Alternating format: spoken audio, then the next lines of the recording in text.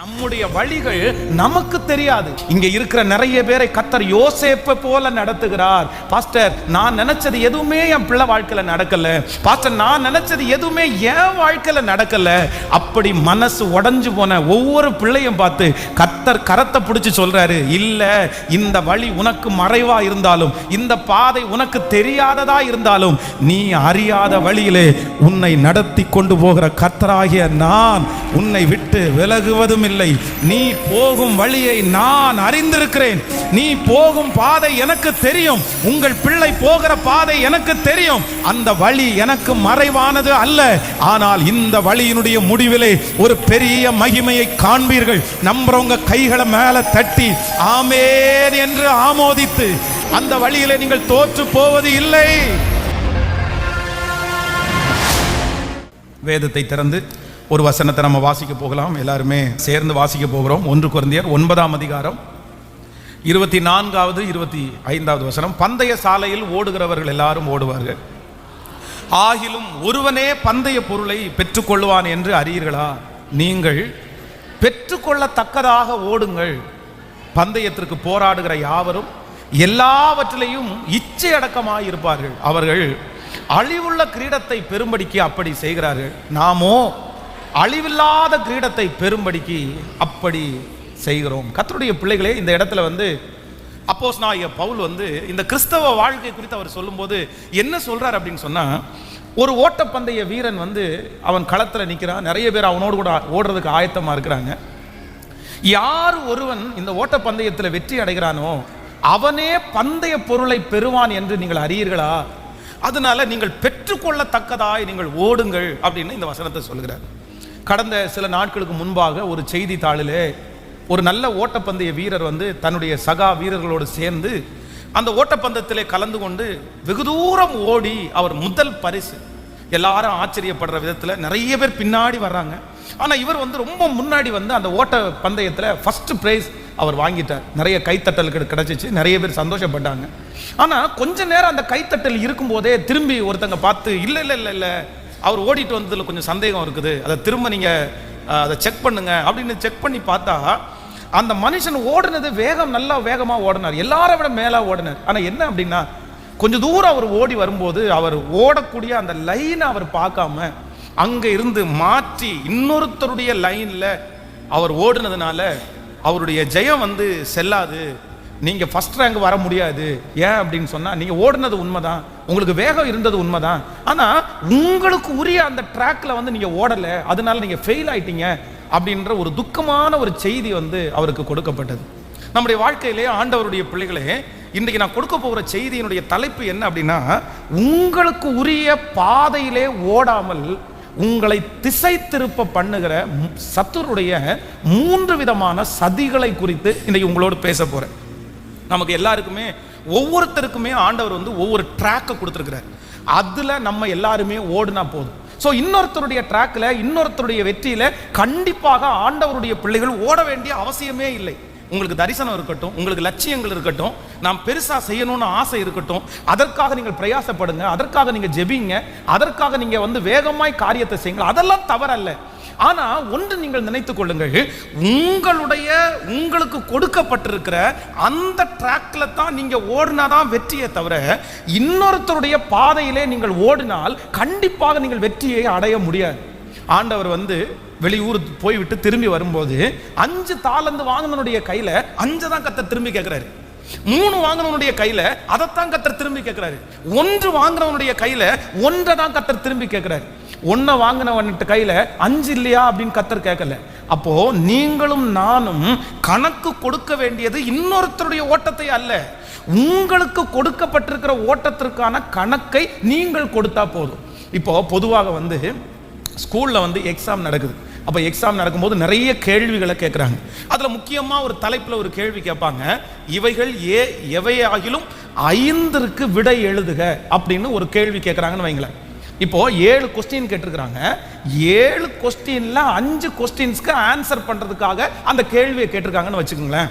இப்போ உங்களுக்கு கொஸ்டினை திறந்து பார்த்தா 7மே உங்களுக்கு தெரியும். ஐயோ 7மே நான் படிச்சது மனப்பாடமா தெரியும், பக்காவா தெரியும், இந்த 7ம் எனக்கு பிடிச்சது அப்படின்னு சொல்லிட்டு அவங்க 5 கொஸ்டின் கேட்டிருக்கிற இடத்துல 7ஐயுமே நீங்க எழுதி முடிச்சு நான் 7 எழுதிட்டேன் அப்படின்னு கொண்டு போய் டீச்சருடைய கையில கொடுத்தா, இந்த பிள்ளை 7 எழுதியிருக்காங்க, இந்த பையன் 7 எழுதியிருக்கிறான், இவனுக்கு 20 மார்க்குக்கு 25 மார்க் போடுவோம் அப்படின்னு அந்த டீச்சர் நினைக்க மாட்டாங்க.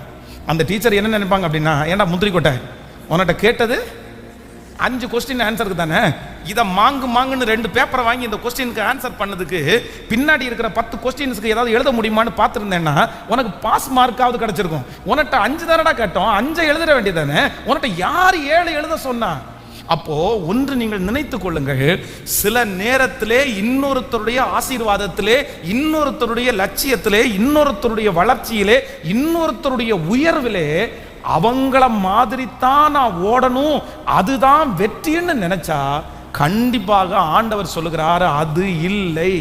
நீங்க வளரணும், உங்களுக்கு அந்த மோட்டிவேஷன் கண்டிப்பாக அவசியம். அதனால உங்களை நான் முன்னாடி பிடிச்சி இழுக்கிறேன்னு நினைக்காதீங்க. கண்டிப்பாக உங்களுக்கு அப்படிப்பட்ட தரிசனங்கள் இருக்கணும். நான் முன்னாடி வரணும், நான் பெருசா காரியத்தை செய்யணும், இவங்க யாருமே செய்யக்கூடாத கர்த்தர் என் மூலமா செய்து முடிக்கணும், நான் சும்மா இருக்கக்கூடாது, இந்த உலகத்துல ஒரு கால் தடம் பதிக்கணும், நான் ஒருவேளை கர்த்தருடைய வருகைக்கு முன்பாக மரிச்சு போனா என்னை பார்க்கிறவங்க நிறைய பேர் இவன் சாதிச்சான் இவன் சாதிச்சா அப்படின்ற பேரை கண்டிப்பா நான் வாங்கணுன்ற எண்ணம் உங்களுக்குள்ளே இருக்க வேண்டும், அவசியம் இருக்கணும். அது தவறல்ல, அது கரெக்ட், அதான் கண்டிப்பு. ஆனால் ஒன்று எப்பொழுதுமே நினைக்கணும், கர்த்தர் எனக்கு தந்ததை விட்டுட்டு நான் இன்னொருத்தருடைய ஆசீர்வாதம் எனக்கு கிடைக்கல, அவனை மாதிரி எனக்கு கார் கிடைக்கல, அவனை மாதிரி எனக்கு பங்களா கிடைக்கல, அவனை மாதிரி எனக்கு எதுவுமே கிடைக்கல. ஆண்டவருடைய பிள்ளைகள் நினைக்கவே வேண்டாம், எனக்கு கொடுத்திருக்கிறதை நான் சந்தோஷமாய் அனுபவித்து வெற்றியாய் வாழ்ந்தாலே போதுமானது. எத்தனை பேர் ஆமோதிக்கிறீர்கள்? விசுவாசிக்கிறீங்களா இல்லையா? நமக்கு நிறைய பேர் என்ன பண்றாங்கன்னா, தங்களுடைய ஓட்டத்துல சுத்தமா திருப்தி இல்லாமலே ஓடுகிறார்கள். இந்த திருப்தி இல்லாமல் போடுறதுக்கு என்ன காரணம்? உனக்கு ஏதாவது குறை இருக்குதா? குறை இல்லை, அவருடைய வாசஸ்தலத்திலே எந்த குறையும் இல்லை. ஆனா என்ன இல்லை அப்படின்னா அவங்களுக்கு திருப்தி இல்லை. வேதம் சொல்லுகிறது, போதும் என்கிற மனதுடனே கூடிய தெய்வ பக்தியே மிகுந்த ஆதாயம். இங்க இருக்கிற நிறைய பேருக்கு தங்களுடைய வாழ்க்கையிலே திருப்தி இல்லாததற்கு என்ன காரணம்னா அவங்களுடைய குறைவல்ல, அவங்களுடைய இல்லாமை அல்ல. இன்னொருத்தரை பார்க்கும்போது அவங்கள மாதிரி எனக்கு இல்லை, அவங்களது மாதிரி நான் இல்லை, அதை பார்க்கிறதுனால தான் திருப்தி இல்லாத வாழ்க்கையை பலர் வாழ்கிறார்களே தவிர ஆண்டவர் நிறைய பிள்ளைகளை எப்படிதான் வச்சிருக்கிறார்னா திருப்தியாய் கர்த்தர் வைத்திருக்கிறார். எத்தனை பேர் ஆமோதிக்கிறீர்கள்? ரொம்ப டென்ஷன் எடுத்து ரொம்ப மனசை போட்ட குழப்பி, நான் அப்படி பண்ணல, நான் இப்படி பண்ணல, நான் இப்படி சம்பாதிக்கல, நான் இப்படி இழந்துட்டேன் அப்படின்னு மனசை போட்டு ரொம்ப வருத்தப்படுத்துறதை விட உங்களுக்கு 85 90 95 கர்த்தர் உங்களுக்கு எவ்வளவு ஆயுசு நாட்களை கொடுத்திருக்கிறார்னு நமக்கு தெரியாது. ஆனா உங்களுடைய ஊழியக்காரனாகிய நான் உங்களை பணிவோடு கேட்டுக்கொள்கிற ஒன்று என்ன அப்படின்னு சொன்னா, இன்னொருத்தரை ரொம்ப பார்த்து பார்த்து பார்த்து பார்த்து உங்களுக்கு கொடுக்கப்பட்டிருக்கிற அந்த வாழ்க்கையை சந்தோஷமா வாழாம துக்கமாகவும் சஞ்சலமாகவும் வருத்தமாகவும் வாழ்றதை விட்டுட்டு கர்த்தருக்கு செய்யுங்க, ஓடுங்க, பண்ணுங்க. ஆனா எப்படி பண்ணணும் அப்படின்னு சொன்னா மனரம்யத்தோட ஓடக்கூடிய கிருபை. கேட்கல சத்தமாய், எனக்கு கொடுத்திருக்கிறதற்காக நன்றி ஆண்டவரே, எனக்கு திருப்தியாய் ஆகாரத்தை கொடுத்திருக்கிறதற்காக நன்றி, இதுல நான் திருப்தி ஆயிட்டேன், பரவாயில்ல பரவாயில்ல, கர்த்தர் எனக்கு நிறைய கொடுத்திருக்கிறாரு. ஆனா அதே நேரத்துல என்ன இன்னும் நீங்க ஆசீர்வதிச்சீங்கன்னா இன்னும் நான் உங்களுக்கு பிரயோஜனமா மாறுவேன். அதான் ஒன்று நினைத்துக் கொள்ளுங்கள், விஷன் அப்படின்னா தரிசனம் உங்களுக்கு இருக்கணும். ஆனா அதே நேரத்துல உங்களுக்கு திருப்தி இல்லாத ஓட்டம் உங்களுக்கு என்ன பண்ணக்கூடாதுன்னா இருந்துடவே கூடாது. இன்னொருத்தரை பார்த்து ஒரு ஆண்டவருடைய பிள்ளை தங்களுடைய வாழ்க்கையை எப்பவுமே நீங்க டிசைன் பண்ணவே கூடாது. இங்க இருக்கிற வாலிப தம்பிங்க நிறைய பேர் ரொம்ப ஸ்ட்ரெஸ்ஸா இருக்கலாம். உங்களுக்கு எப்படிமா அந்த ஸ்ட்ரெஸ் வந்துருச்சு? ஏன் இவ்வளவு ஸ்ட்ரெஸ் ஆகுறீங்க? நீங்கள் துக்கப்படுறதுக்கு என்ன காரணம்? சில அம்மா அப்பா இருக்காங்க பாருங்க, பிள்ளைகளை அதுக்காக பிள்ளைகளை சும்மா விட்டுறணும்னு நான் நினைக்கல, அப்படி விட்டுறாதீங்க. அப்படின்னா எப்போ பார்த்தாலும் பிள்ளைகளை பார்த்து நீ என்னத்தை சம்பாதிச்ச, நீ என்ன பண்ணிட்டு இருக்கிற, அதுக்காக பிள்ளைகளை எல்லாரையுமே நீ போனை பார்த்துட்டு நீ நேரத்தை நீ அது கிடைக்காது. வாய்ப்புகள் சில நேரத்தில் தான் உங்களுக்கு வரும். நீங்கள் காற்றுள்ள போதே தூற்றிக்கொண்டு உலகம் சொல்ற மாதிரி நீங்கள் உங்களுக்கு கொடுக்கப்படுகிற நேரத்தை நீங்கள் பயன்படுத்திக் கொள்ளுங்கள், இழந்துராத. நீ அதுக்காக உனக்கு ஜாலியா இருக்கணும் அப்படின்றதுக்காக சோம்பேறித்தனமா இருந்துராத. ஆனா ஒன்று, உங்க பிள்ளைகளை அப்படியே அப்படியே அப்படியே நீங்க அப்படியே கசக்கிறாதீங்க. ஒரு வாலிப தம்பிய ஒரு தாயும் தகப்பனும் என்னிடத்துல கூட்டிட்டு வராங்க. ஒரே பிள்ளை, அவனை சின்ன வயசுல பிறக்கும் போதே நீ டாக்டர் டாக்டர் டாக்டர் அப்படின்னு சொல்லி சொல்லி வளர்க்குறாங்க. ஆனா அவனுக்கு டாக்டர் உத்தியோகத்தின் மேல கொஞ்சம் கூட அவனுக்கு இன்ட்ரெஸ்டே இல்லை. அவன் 10th +2 படிச்சு முடிச்ச உடனே அந்த நீட் எழுதி வச்சாங்க.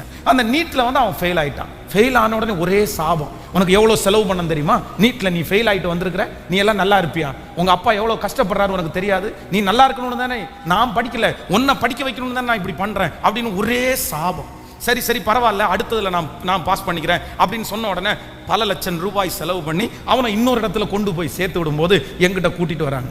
அப்ப அந்த பையனை பார்த்து கேட்டேன், டேய் தம்பு, யாருக்குமே கிடைக்காத ஒரு ஆப்பர்ச்சுனிட்டி. ஏன் அப்படின்னா இன்னைக்கு நிறைய அம்மா அப்பாவால தன்னுடைய பிள்ளைகளுக்கு 50,000 ரூபாய் கூட செலவு பண்ண முடியாத சூழ்நிலையில நிறைய பேர் இருக்காங்க. ஆனா உங்க அப்பா அவ்வளவு கஷ்டப்பட்டு உனக்கு லட்சத்தை செலவு பண்றதுக்கு ஆயத்தமா இருக்கிறாரு. நீ கொஞ்சம் ஸ்ட்ரெயின் பண்ணி படிச்சிட்டேன்னா, நீ கொஞ்சம் யோசிச்சிட்டேன்னா நீ ரொம்ப நல்லா இருப்படா. எப்படினாலும் நீ ஒரு பொசிஷனுக்கு வர்றதுக்கு முன்னாடி படுற பாடுதான், வந்ததுக்கு பிறகு உனக்கு ரொம்ப ஈஸியா இருக்கும். அதனால கொஞ்சம் கான்சன்ட்ரேட் பண்ணு, நீ கொஞ்சம் படிக்கலாம்ல. சொன்ன உடனே அவன் என்ன சொல்றான் தெரியுமா, பாஸ்டர் நீங்க என்ன நினைச்சிட்டு இருக்கிறீங்க, எனக்கு சுத்தமா இந்த ஃபீல்டு எனக்கு பிடிக்கவே இல்லை, எனக்கு இன்ட்ரெஸ்டே இல்லை. அதுக்காக இன்ட்ரெஸ்ட் இல்லைன்னா விட்டுற முடியாது. நீ உங்க அம்மாட்ட சொல்ல வேண்டியதானே, உங்க அப்பாட்ட சொல்ல வேண்டியது. சொன்ன உடனே என்ன உயிரோட விட்டுருவாங்கன்னு நினைக்கிறீங்க, என்ன அமைதியா விட்டுருவேன்னு நினைக்கிறீங்க? அவங்களுடைய ஆசை, அவங்களுடைய விருப்பத்தை என் மேல திணிக்கணும்னு தான் நினைக்கிறாங்களே தவிர எனக்கு ஏதாவது பிடிக்குமா, நீ என்ன செய்ய நினைக்கிற அப்படின்னு எங்க அம்மா அப்பா என்கிட்ட கேட்க மாட்டேங்கிறாங்க அப்படின்னு அந்த பையன் ரொம்ப துக்கப்பட்டான். நான் அவன் சொன்னதை என்கரேஜ் பண்ணல. அந்த மாதிரி சிச்சுவேஷன்ல இருக்கிற பிள்ளைகள் ஒவ்வொருத்தருக்கும் நான் சொல்றேன், உங்க அம்மா அப்பா உங்களுடைய தீமைக்கு செய்யறது இல்ல, அவங்க துன்பத்தை பார்த்துட்டாங்க, கண்ணீரை பார்த்துட்டாங்க, வறுமையை பார்த்துட்டாங்க, குறைவை பார்த்துட்டாங்க. அதனால அவங்களுடைய நிலைமை உனக்கு வந்துடக்கூடாது, எப்படியாவது என் பிள்ளை கையேந்தாம ஒரு வாழ்க்கை வாழணும், அதுக்கு நான் எவ்வளவு கஷ்டப்பட்டாலும் பரவாயில்லன்ற அந்த மோட்டிவேஷன்ல தான் உங்ககிட்ட சொல்றாங்க. இன்னொன்னு, சின்ன வயசுலயே சில விஷயத்தை உன்னால புரிஞ்சுக்க தெரியாது. உனக்கு ஆசை இல்லாம இருக்கலாம், உனக்கு விருப்பம் இல்லாம இருக்கலாம். அப்படிதான் எல்லா ஃபீல்டும் எல்லாருக்கும் ஆசையோட இருக்காது. நீ ஆசைப்பட்ட ஃபீல்டு தான் உனக்கு வேணும் அப்படின்னு சொன்னா இந்த உலகத்துல அது நடக்காது. சில நேரத்துல ஆண்டவரே உங்களுக்கும் எனக்கும் நம்ம ஆசைப்பட்ட ஃபீல்டுல ஆசைப்படாத ஒரு ஃபீல்டுல நம்மளை கொண்டு போய் வச்சு நம்முடைய தலையை நிமிர பண்ணுகிற கர்த்தர் நம்மோடு கூட இருக்கிறார்.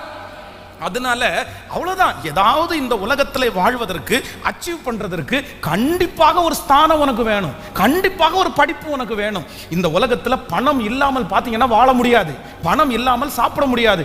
உங்களுக்கு என்று யாரையுமே எதிர்பார்க்காமல் ஒரு வருமானம் உங்களுக்கு ரொம்ப அவசியமான ஒன்று. அந்த வருமானத்தை சில நேரத்தில் உங்களுக்கு பிடிக்காத ஃபீல்டுனா கூட, தெரியாத ஃபீல்டுனா கூட, நான் நம்புறேன் உங்களை அந்த இடத்துல வெற்றி சிறக்க பண்ணுகிற கர்த்தர் உங்களோடு கூட இருக்கிறார், நிச்சயமாய் அதை செய்வார். கைகளை அசைத்து ஒரு ஹல்லேலூயா சொல்லலாம். இன்னைக்கு ஒரு பெரிய தீர்மானம் எடுங்க, இன்னொருத்தருடைய ட்ராக்ல ஓடுறது அல்ல, எனக்கு நியமித்திருக்கிற பாதையில நான் ஓடுவதற்கு கர்த்தர் எனக்கு பலன் தருகிறவர். ஒரு 3 பேருடைய கரத்தை பிடிச்சி சொல்லுங்க, அவளை மாதிரி இல்லையே, அவங்கள மாதிரி இல்லையே, இவங்கள மாதிரி இல்லையே, இந்த வீட்டுக்காரங்கள மாதிரி இல்லையே அப்படின்னு நினைச்சு சொல்லுங்க சொல்லுங்க. நினைச்சு உங்க வாழ்க்கையை நீங்க வீணடிக்க வேண்டாம், உங்க நாட்களை நீங்க துக்கத்தினால கழிக்க வேண்டாம். ஆண்டவர் என்னை நல்லா வச்சிருக்கிறாரு, ஆண்டவர் என்னை சுகமா வச்சிருக்கிறாரு, எனக்கு உள்ளது போதும். இன்னும் தேவை என்றால் கர்த்தர் எனக்கு தருவதற்கு வல்லவராய் இருக்கிறார். ஹல்லேலூயா. கைகளை அசைத்து ஒரு ஹல்லேலூயா சொல்லு. எந்திரிச்ச உடனே யாரை குறித்து பேசுறது அப்படின்னு சொன்னா, பக்கத்து வீட்டுக்காரன பையனை பாரு, அவனை பாரு, கணவனாரை பார்த்து அவனை பாருங்க, மனைவியை பார்த்து அவளை பாரு, அவ பாருங்க, அவங்க பாருங்க. அந்த அந்த அவருடைய மனைவி வீட்டுக்குள்ள மாவாட்டி வித்து அதுல அவங்க கணவனை காப்பாத்துறா. நம்ம மனைவி இருக்கிற மாவை கீழே கொட்டுறா. இல்ல சொல்றேன், ஒரு அப்படி எல்லாருமே எப்ப பார்த்தாலும் யாரை தான் பார்க்கறது, பக்கத்து வீட்டுக்காரங்களை பார்க்கறதே வேலை. அங்கே ஒரு ஃப்ரிட்ஜ் வாங்கினா, இங்கே ஒரு ஃப்ரிட்ஜ் வாங்கினா, அங்கே ஒரு வாஷிங் மிஷின் வாங்கினா, இங்கே ஒரு வாஷிங் மிஷின் வாங்கணும், அங்கே டிவி 42 இன்ச்சு வாங்கினா எனக்கு 52 இன்ச்சு வேணும். ஆண்டவருடைய பிள்ளைகளே, இதெல்லாம் நடக்குமா? இதெல்லாம் நடக்குமா? அவங்க வீட்டுக்குள்ள போய் நீங்க ஏங்க வாழ்றீங்க? அவங்க வாழ்க்கையை நீங்க ஏங்க வாழ்றீங்க? எனக்கு ஒன்று தெரியும், இன்னொருத்தருடைய வாழ்க்கைக்காய் நான் அழைக்கப்பட்டவள் அல்ல. நான் யாருடைய வாழ்க்கையை வாழ்ந்தா போதும் அப்படின்னு சொன்னா, எனக்கு குறித்ததை அவர் நிறைவேற்றுகிற கர்த்தர்.